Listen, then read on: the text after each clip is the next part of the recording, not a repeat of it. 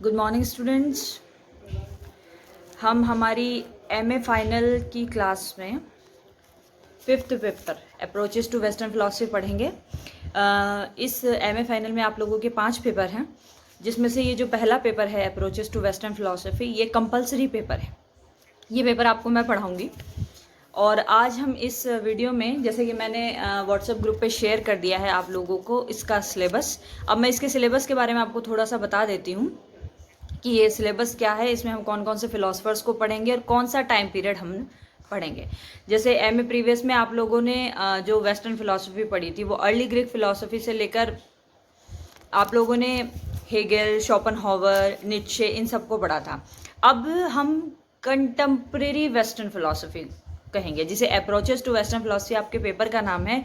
इसे contemporary western philosophy भी कई यूनिवर्सिटीज़ में और कई कॉलेजेस में कहा जाता है। मतलब इस पेपर का नाम और जगह या दूसरी जगह कंटेम्प्रेरी वेस्टर्न फिलोसफी के नाम से भी जाना जाता है और ये आपका कंपलसरी पेपर है।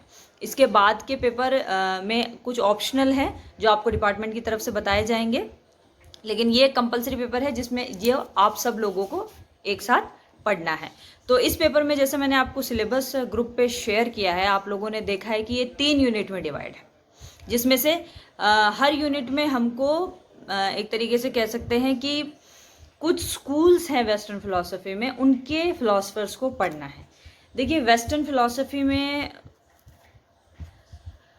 जिसे हम कंटेम्प्रेरी एरा कहेंगे, उसमें कुछ मूवमेंट्स चले थे, फिलॉसफी के कुछ मूवमेंट्स चले थे। उसके कुछ फिलोसफर्स थे, उन्होंने उस मूवमेंट का कुछ मिनिमम कॉमन था उसको रखते हुए अपने अपने विचार दिए। इसमें उन्होंने चेंज भी किया। जैसे आप लोगों ने वेस्टर्न फिलॉसफी पढ़ते हैं आप लोग, तो आप बुद्धिवाद पढ़ते हैं, अनुभववाद पढ़ते हैं, फिर आप जब कांट पढ़ते हैं तो समीक्षावाद भी होता है। वो उन दोनों की समीक्षा करके अपने विचार रखता है। लेकिन अब जब हम कंटेम्प्रेरी वेस्टर्न फिलॉसफी पढ़ना शुरू करते हैं तो ऐसा कहते हैं कि कंटेम्प्रेरी वेस्टर्न फिलॉसफी हेगल के समय अपने चरम पे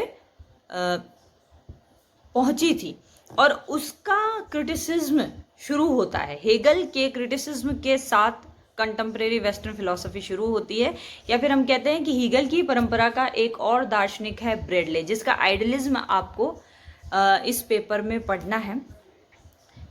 ब्रैडले और हेगल दोनों के जिस विचार को ये दोनों मानते हैं या जिससे संबंधित ही अपनी फिलॉसफी या अपना दर्शन देते हैं, उसे आइडियलिज्म कहते हैं। आइडियलिज्म ब्रैडले और हेगल के दर्शन में हमें चरम पर दिखाई देता है, लेकिन इसके बाद से, या हम ये कह सकते हैं कि इसकी प्रतिक्रिया स्वरूप आगे सारा दर्शन आएगा जो हम कंटेम्प्रेरी वेस्टर्न फिलॉसफी में पढ़ेंगे। ठीक है, तो जैसे हम फर्स्ट यूनिट में एनालिटिक फिलॉसफी पढ़ेंगे। एनालिटिक फिलॉसफी में जो फिलॉसफर्स हैं हमारे मूर, रसल, विटगेंस्टीन पढ़ेंगे। ये लोग एक तरीके से हम कह सकते हैं कि जो आइडियलिज्म की जो स्कूल थी उसके खिलाफ थे। जैसे जीई मूर का, जब जीई मूर पढ़ना हम शुरू करेंगे तो जीई मूर की फिलॉसफी ऑफ कॉमन सेंस बहुत पॉपुलर हुई थी। क्यों? क्योंकि वो आइडियलिज्म के खिलाफ, आइडियलिज्म में से ही उसकी तार्किक असंगति बताने की कोशिश करता है। कहने का मतलब ये है। रसल भी उसी परंपरा का है, रसल भी अपनी बात को इसी तरह आगे कहता है।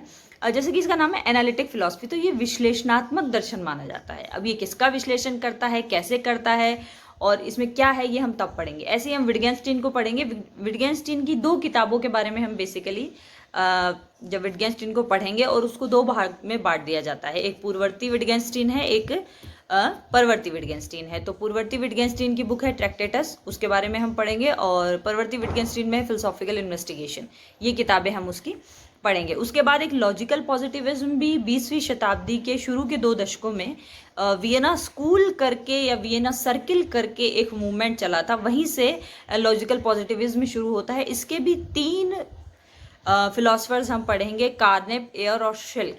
मैं बताऊंगी आपको उस समय कि लॉजिकल पॉजिटिविज्म क्या है।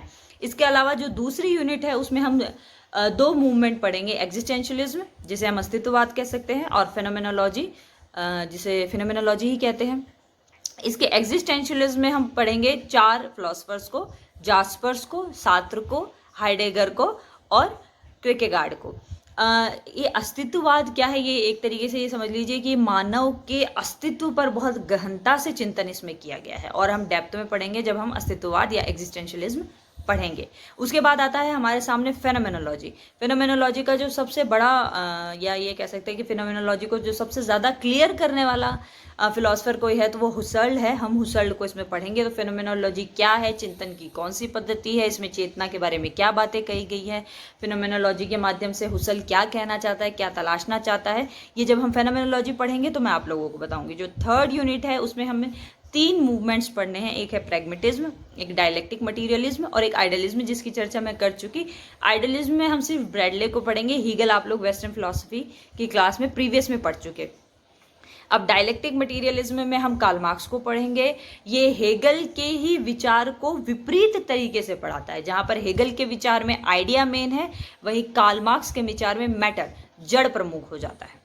ठीक है, तो कैसे वो उसके डायलेक्टिक मटीरियलिज्म को कैसे मतलब उसके विचार वाले मटीरियलिज्म, उसको डायलेक्टिक को कैसे मटीरियल डायलेक्टिज्म में बदल देता है, ये हम इसमें देखने की कोशिश करेंगे। और उसके बाद जो सबसे आखिर में हम देखेंगे वो है प्रैग्मेटिज्म। प्रैग्मेटिज्म को हिंदी में प्रयोजनवाद भी कहा जाता है। और इसके हम जो थिंकर्स पढ़ेंगे वो है जेम्स, पर्स और डीवी। ये प्रैग्मेटिज्म क्या होता है, सत्य के कौन से सिद्धांत को ये लोग मानते हैं और किस तरीके से ये चीज़ों को बदलते हुए बताते हैं, ये जब हम प्रैग्मेटिज्म पढ़ेंगे तब पढ़ेंगे। अब कल से जो क्लास हम शुरू करेंगे उसमें हम यूनिट फर्स्ट जी मूर को शुरू कर सकते हैं, या फिर यूनिट थर्ड में हम आइडियलिज्म को शुरू करेंगे, क्योंकि हेगल के बाद ब्रैडले आता है सही तरीके से। तो ये इस तरीके से विभाजित होना चाहिए। तो हमारी कोशिश ये है कि कल की क्लास में हम ब्रैडले को शुरू करेंगे। थैंक्स।